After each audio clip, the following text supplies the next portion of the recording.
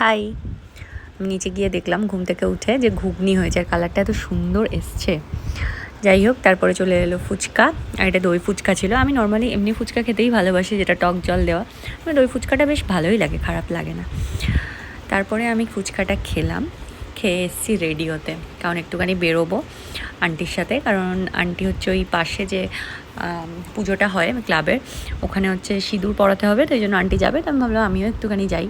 এই যে আন্টি এখন সিঁদুর পরাচ্ছিল, কি সুন্দর লাগছে না দেখতে।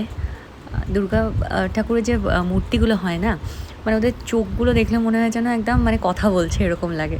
আর এই যে পুচকে আমাকে ভিডিও করতে দেবে না। আর এখন আপাতত এখানে কাজ শেষ, আমরা বেরিয়ে গেছিলাম এখান থেকে, কারণ ফ্ল্যাটের ওখানে একটা পুজো হয়, তো ভাবলাম ওটাও দেখে যাই একটু। বেরিয়েছি যখন, দিদির ওখানে গেলাম ফ্ল্যাটের কাছে। তো এই যে এটাও বেশ সুন্দর করেছে, বেশ আলপনা টালপনা দিয়ে বেশ সুন্দর করেছে। আর আমি দেখছি মনে হচ্ছে যেন আমি এখানে মানে জাজ করতে এসেছি, এরকম একটা ব্যাপার। যাই হোক, আর ওখানে বসেছিল ফুচকা স্টল, তো একটুখানি ফুচকাও খেয়েছিলাম ওখান থেকে। তো বেশ এটা হচ্ছে বেশ সুন্দর করেছে, মানে একদম সাবেকি, বেশ ভাল লাগে আমার না। মানে বরাবরই আমি সবসময় বলি যে আমার এমনি পুজোর থেকে এই সাবেকি পুজোগুলো বেশ ভাল লাগে। আর এই যে ফুচকা খাচ্ছিলাম, ফুচকা প্রায় শেষ, মানে চুরমুর কাচিয়ে কুচিয়ে করে দিয়েছে। আমরা ছিলাম লাস্ট পার্টি। তারপরে দিদির এখানে ছিল সুইমিং পুল, তো আমি বললাম একটুখানি ওখান থেকেও ঘুরে আসি।